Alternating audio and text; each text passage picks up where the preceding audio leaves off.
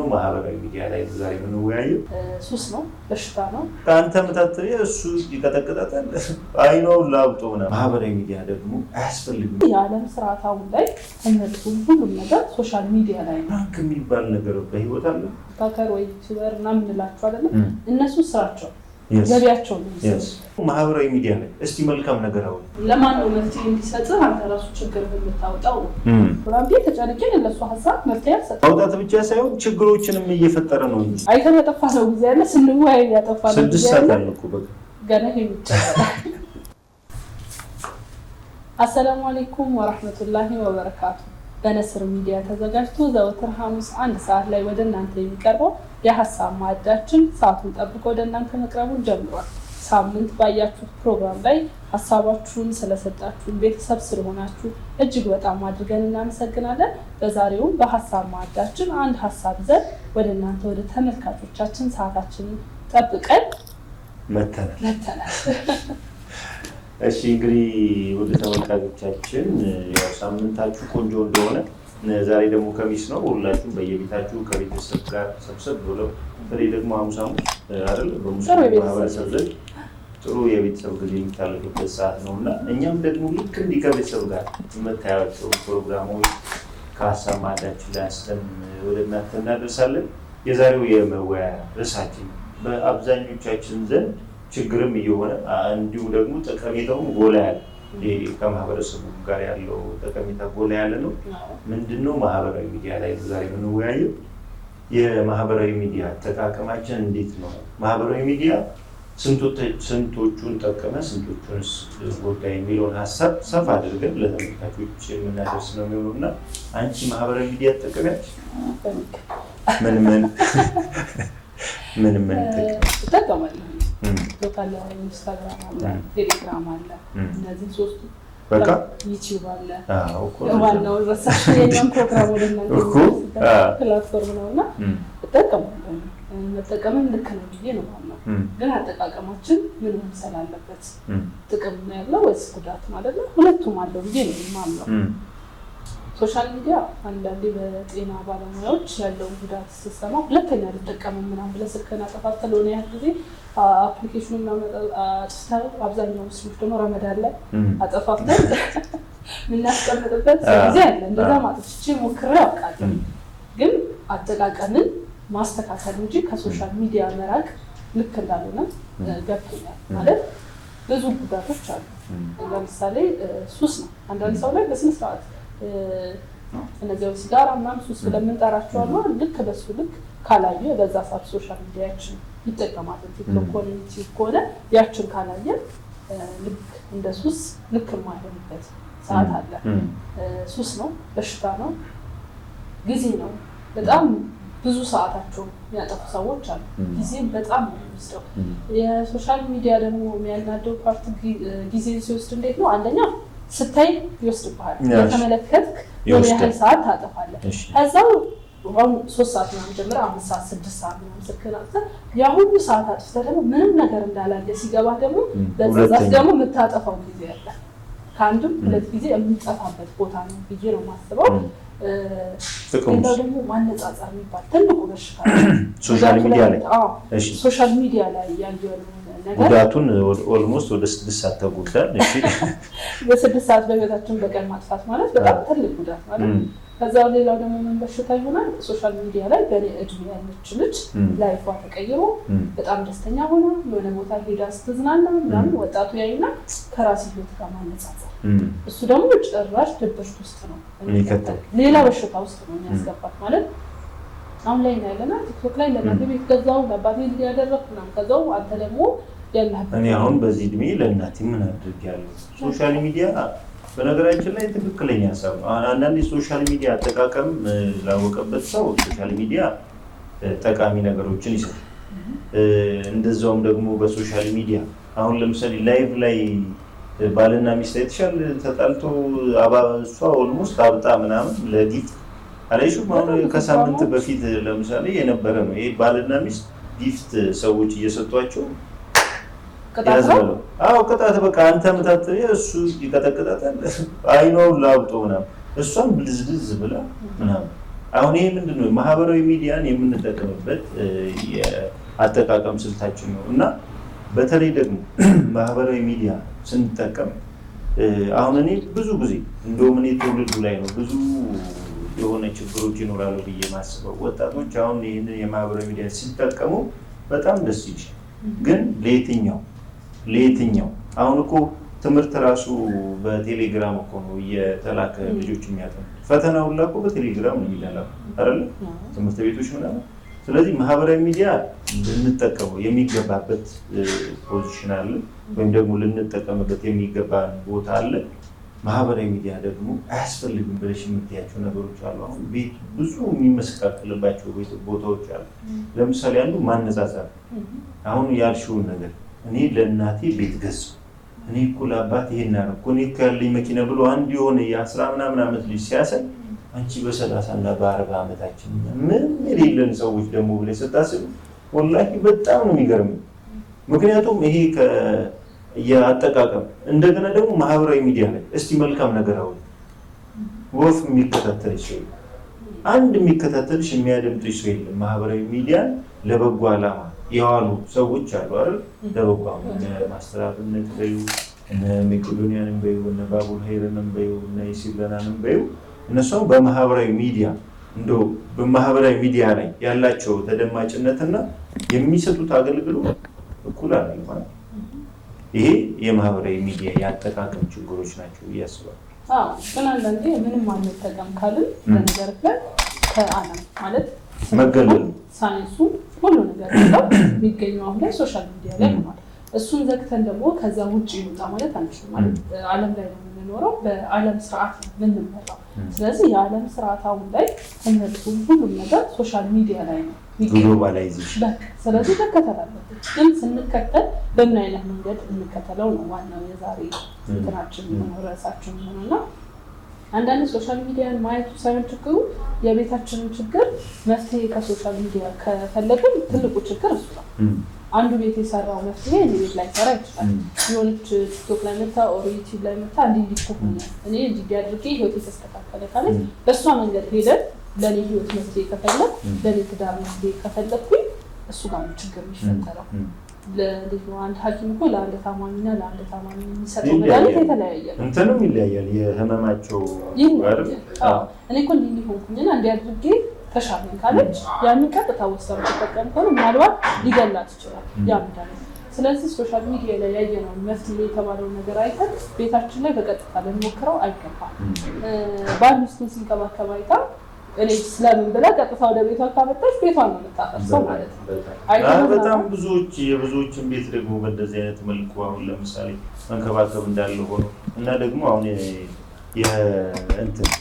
የማህበራዊ ሚዲያ ላይ አይተን ይህንን እኮ እነ ከሌ ሲያደርጉት አሁን ባለፈው እያዩ ፕራንክ የሚደረግበት መንገድ በራሱ በማህበራዊ ሚዲያ ይሄ ፎሎወር መሰብሰብ ሊሆን ይችላል፣ የተለያዩ ነገሮችን ሊሆን ይችላል። ያው እኛም ከማንም እኩል ለመሆን አይደለም ብትሉ ማህበራዊ ሚዲያ ላይ ዋናው ችግሩ ለመመሳሰል እና አንድ ባል ሚስቱን በወለደች ማግስት ምናምን አላይሽ ማህበራዊ ሚዲያ አሁን በወለደች ማግስት ተነስቶ እኔ ከዛሬ ጀምሮ ተነስተሽ ሰጥተሽ ምናምን የሚሉ ነገሮችን ሰራና ቤቱ ፈረሰ። ከዛ በኋላ ደግሞ በጣም ጫና ሲበዛበት ደግሞ በቃ ወርዶ ደግሞ ታርቀናል፣ ይቅርታ እኔ እኮ ለፕራንክ ነው። ፕራንክ የሚባል ነገር በህይወት አለ? በተለይ የማህበራዊ ሚዲያ ችግር አይመስልሽ? እስከምን ፕራንክ ነው የመጣው ሶሻል ሚዲያ ማለት ከዛ ሶሻል ሚዲያ እነዚህ ነገራችን ላይ ሳይገባ በፊት በእርግጠኝነት ማንም ምናልባት እንትን ላይ ነበር ድሮ ኤምቲቪ ምናምን ላይ ፕራንክ እየተደረገ ምናምን የሆነ ነገሮችን ያደርግና ሰውዬው ስላንቺ ባህሪ የሆነ ነገር ይኖረዋል። ከዛ እሱ ተደብቆ ያንቺ የምትፈልጊያቸውን ነገሮች ምናምን እንድታይ ያደርግሻል እና የሚከታተልሽ ሰው ካሜራ አለ፣ እሱ ባክ ላይ ሆኖ ያይሻል። ከዛ ያንን ሁሉ ነገር አንቺ ካለፍሽም እንደገና ደግሞ በሆነ ነገር ምክንያት ጠርጥሮ የሆነ ነገር አድርጎም ከሆነ ያንቺን ማንነት ቁጭ ብሎ የሚከታተልበት ከዛ ፕራንክ እኮ ነው ምናምን ብሎ ያሳይሻል። እምነትሳ ማለት መተማመን ይኖራል ማለት ሁሉ የሆነ ነገር ሊፈጠር ሲል አይተህ ከሆነ ፕራንክ ያደረከኝ ነው አይደል? በቃ እውነታ ሁሉ ጠፋ፣ ላይፋችን ሁላ ፕራንክ ነው እና አንዳንዴ እስከምን ድረስ ነው ሌላው ደግሞ ሶሻል ሚዲያ ላይ ለእኛ እንድናየው የሚያቀርቡልን ሰዎች አሁን ቲክቶከር ወይ ዩቲዩበር ምናምን እንላቸው አይደለም እነሱ ስራቸው ገቢያቸው ነው ስራቸውን ሰርተው ከጨረሱ በኋላ እዛ ቲክቶክ ላይ ሲያዩ አታገኛቸው የእረፍት ላይ ናቸው ሌላ ስራ ካላቸው የተዝናኑ ነው ጨርሰዋል ለስራቸው ብቻ የሚጠቀሙት እኛሳ እነሱ የለቀቁትን ቪዲዮ ሼር ስንደራረግ አየሻት አየሃት ስንባባል ቁጭ ብለን ሁላ አሁን ምን ያህል ተወራ የእናት ሲሆን ሁለት ዳቦ ቁጭ አድርጎ ምናምን ፕራንክ ያደረጋል እንደ ሀገር መወያያው ቁጭ ብለን ስንወያይ በዛ ጉዳይ አይተን ያጠፋነው ጊዜ ያለ ስንወያይ ያጠፋነው ጊዜ ያለ ገና የሚጨረስ እነሱ ለእኛ ስራ ይሰጡንና ለራሳቸው ቢዝነሳቸውን ሰርተው የሉ እኛ ግን በእነሱ ጉዳይ አንድም ቀን ሁለት ቀንም ጊዜያችንን ስንፈጅ ነው የምንውለው። ግን ደግሞ በዚሁ የማህበራዊ ሚዲያ ደግሞ አይጠቅምም ብዬ አላስብም። ለምሳሌ አሁን በዚህ ሰዓት ማንኛውንም አገልግሎት ልናስተዋውቅ የምንችልበት እኛም ለምሳሌ የምንቀርበውና ሰው የሚከታተልን በማህበራዊ ሚዲያ የኔና ያንቺን ሀሳብ ወይም ደግሞ የኔና ያንቺ ሀሳብ ችግሮች ምን መፍትሄ እያቀረበ ያለው ማህበራዊ ሚዲያ ነው። ያ ማለት ለበጎ ዓላማ መዋል ይቻላል።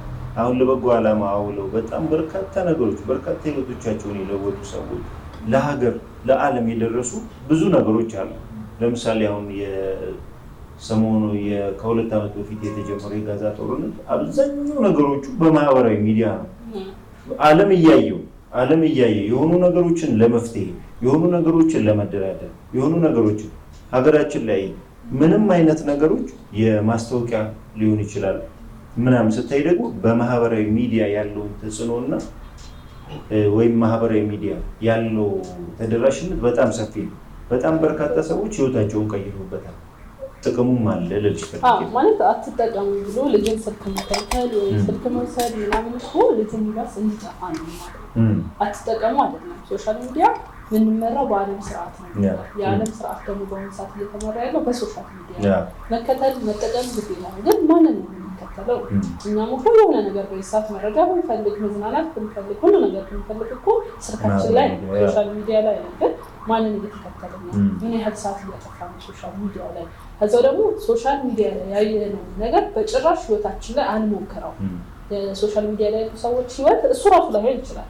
ቢሆን እንኳን ያየነሱ ህይወት አሁን አብዛኛው ወጣት አቁሞ ብትጠይቀው በ20 ዓመቱ ምናምን ምናልባት ጭንቀቱ ሀሳቡ ምናምን የ40 ዓመት ማለት በዚህ ዓለም ሲስተም ላይ አሁን ባለበት ሁኔታ እውነት ለመናገር አንድ ወጣት ተመርቆ ወጥቶ ስራ ይዞ በሁለት እግሩ ከቆመ ለኔ እንደኔ መስሪያ በቃ በቂ ነው ማለት መቀጠል አለበት። ይቆም እኮ አይደለም ግን ካለው የህይወት ፈተና አንጻር በቂ ነው። ግን ሶሻል ሚዲያ ስራውን ሰርቶ ብሎ መጥቶ ሶሻል ሚዲያ ሲከፍት ደግሞ እንደዚህ አይነት ነገሮችን ሲያይ ጭንቀት ውስጥ ነው ይባስ ሞራሉ ምናምን በቃ እንዴ እኔ ምን ላይ ነው እንድትል ነው የሚያደርገው። እሱ ልክ አይደለም።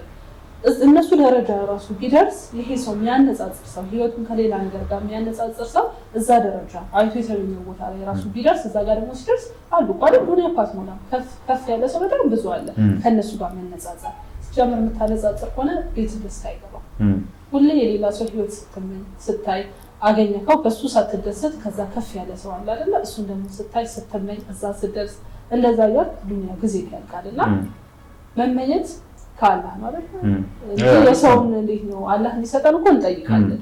ግን የሆነ ሰው ህይወት አይተን ይሄ ህይወት ነው በሆነ ብሎ ማንነጻጸር አሁን እስቲ ከማህበራዊ ሚዲያው በጣም ወቀጣ ነው ያለው። አሁን አብዛኛው ይሄ ከማህበራዊ ሚዲያ ከማይጠቅሙት ነገሮች አነስ እስቲ ያው ማህበራዊ ሚዲያ ላንቺ ምን ተጠቅመሽ? እውነት ለመናገር ምንም መረጃ ማግኘት ብፈልግ ምንም ነገር ማንበብ ብፈልግ ለተመልካቾቻችን ራሱ የምናቀርበው ሀሳብ እንስጥ ሲባል ዝም ብለን ተነስተን አይደለም ተዘጋጅተንበት ከህይወት ተሞክሮ እንደዚህ ሆኜ በህይወቴ ምናምን ብለው ምንም የህይወታቸውን ተሞክሮ የሚነግሩ ሰዎች አለ። እሱን እኔ የማገኘው ሶሻል ሚዲያ ላይ አይደል? የተለያየ በዚህ ሰዓት እንዴት ነው የሚባለው በቃ ሁሉም ነገር ያለው ስልካችን ላይ መረጃ ብፈልግ ጉግል አድርገሽ እዛ ላይ ማገኘው ሁሉም ነገርና በጣም ትልቅ ጥቅም ነው ያለው። ወጥቶኛል እኮ አይደለም አጠቃቀማችንን ካላወቀን እንጎዳለን ነው እንጂ ሶሻል ሚዲያ የዓለምን ስርዓት እንድከተል እያደረገኝ ነው። ማወቅ ያለብኝን መረጃ በጊዜ እንዳውቅ እያደረገኝ ነው። መጠንቀቅ ካለብኝ ነገር እንድጠነቀቅ ነው። በጣም በርካታ ነገሮች ህይወት ላይ ሶሻል ሚዲያ ቀይሯል ብዬ አስባለሁ። አሁን አንቺ በጣም ብዙ ሰዓት ተሰለፊ የማህበራዊ ሚዲያ የምትጠቀሚው ዩቲዩብ የቲክቶክ ሰው አይደለም። ቲክቶክ ግን በጣም አቋል። አዎ ግን የቲክቶክ ሰው አይደለም። የቲክቶክ የምናልባት ሀሳቦች ምናልባት እንትን ላይ ልሽ ይችላሉ። ቁርጥ ያለ ሀሳብ ነው ማለት ይሄ ሙሉ ስለሆነ ስለተጀመረ አጀንዳ ጨርሰ ማውጣት ይችላል። ወይ ፕሮሞሽን ናት ወይ ስለዛ ነገር ሙሉ ነገር ማወቅ ብትፈልግ የምትሄደው ወደ ዩቲዩብ ነው እና እዛ ነገር ላይ ነው። ከጎጂ ነገሩ አንጻር ደግሞ ብዙዎቻችን ለምሳሌ እንደ መፍትሄም የምንፈልገው ማህበራዊ ሚዲያ ችግሮችን የምንፈጥረው ማህበራዊ ሚዲያ ነው። ለምሳሌ አሁን አብዛኛው ሰው ህይወቱ በቃ የሚኖረው ህይወት በጠቅላላ ማህበራዊ ሚዲያ ላይ ነው። እንትን በላው፣ እንትን እኮ እየጠጣው ነው፣ እንትን እያደረግኩ ነው፣ ዛሬ እኮ ሚስቴ እንደዚህ ያደረገች ትሉኛላችሁ። ወላሂ አለ እኮ ማለት እንዲሆንኩኝ እኮ አሁን ይሄ ልክ ነው እስቲ እናንተ ፍረዱኝ ምናምን ብሎ ማህበራዊ ሚዲያ ላይ ይመጣል። ዛሬ ይሄ ያቀረበችልኝ ምን የሰራችሁ ነው የቤታችንን ገበና የምናወጣው። እኔ አንቺ ስለምታደርጊው ነገር ወይም ስለምትኖሪው ኑሮ የማወቅ ግዴታ የለብኝም። በእርግጥ አይደል ግን እኮ ጀጅ አድርጎ ነው የሚተው እንጂ ትክክለኛ መፍትሄም አይሰጥም። ለማን ነው መፍትሄ እንዲሰጥህ አንተ ራሱ ችግር የምታወጣው ነው የምትጠቀም ሰው እኮ ህዝቡ ሊዝናናበት ወይም ደግሞ ሼር ሊደረግበት ይችላል እንጂ ወይ ልጅ እንደዚህ ሆነ ምስ እንደዚህ ያደረገችው እዚህ ቢያደርግ ምናምን ቤት ተጨንቄ ለእሱ ሀሳብ መፍትሄ አልሰጠውም። አይቼ ህዝናንቼ ነው ማጥፈው። እኔ ልዝናናበት ለምን የቤቱን ገመና ያወጣል አንድ ሰው? በሱ እኔ አሁን እንትን ነው ማውጣት ብቻ ሳይሆን ችግሮችንም እየፈጠረ ነው እንጂ አሁን ለምሳሌ የማህበራዊ ሚዲያ አጠቃቀም አለማወቅ ይሄ ነው። አንዳንዴ ለምሳሌ በማህበራዊ ሚዲያ ከመጣ በኋላ በጣም ብዙ በአጠቃቀም አለማወቅ ምክንያት ችግር የደረሰባቸው ብዙ ሰዎች ያውቃሉ። በአንድ ወርና በሁለት ወር ውስጥ በቃ የሚያውቁት ነገር አልነበረም። ግን የማህበራዊ ሚዲያ ደግሞ ሲመጣ ማህበራዊ ሚዲያን እንጠቀም በሚል ከነበሩበት ዓለም የወጡ ሰዎች ብዙ ሰዎች ያውቃሉ።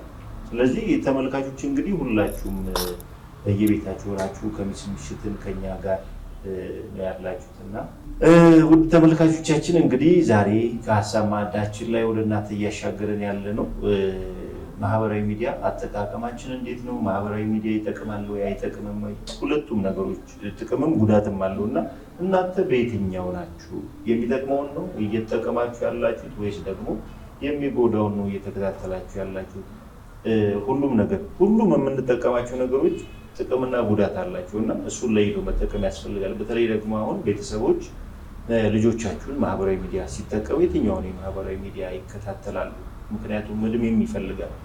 እድሜ አሁን ወጣቱ መመልከት የሚፈልጋቸው ነገሮች አሉና እነኚህ ነገሮች በየቤታቸው ናችሁ ተወያዩባቸው። እኛ ዛሬ መነሻ ሀሳብ ሌላ ቀን ደግሞ ማህበራዊ ሚዲያ ብዙ ሀሳቦች ስለሚሆኑ ብዙ ሀሳቦቻችንን ይዘን እንመጣለን። እንደማጠቃለያ ማህበራዊ ሚዲያ አጠቃቀማችን ምን መሆን አለበት? በዚህ አጋጣሚ አንድ ማድረግ የምፈልገው ሰው አለ። ሶሻል ሚዲያ ላይ ህይወታቸውን የቀየሩ ሰዎች በአግባቡ ተጠቅመው ቢዝነስ ላይ የሚሄዱ ሰዎች ስራቸውን በሚገባቸው ቦታ አድርገው የተጠቀሙ ሰዎች አሉ። አጠቃቀሙን በሚገባ ያወቀ ሰው ህይወቱን የሚቀየርበት ቦታ ነው። አጠቃቀሙ ካላወቀ ግን የምንጠፋበት ቦታ ነው። ስለዚህ ሶሻል ሚዲያ አስፈላጊ ነው። በተስማምተናል። የዓለም ስርዓት ነው፣ እየተመራንበት ነው። እንጠቀም። ግን ስንጠቀም የምንጠቀመውን ነገር እንወቅ። ይሄ ነው መልእክትሽ።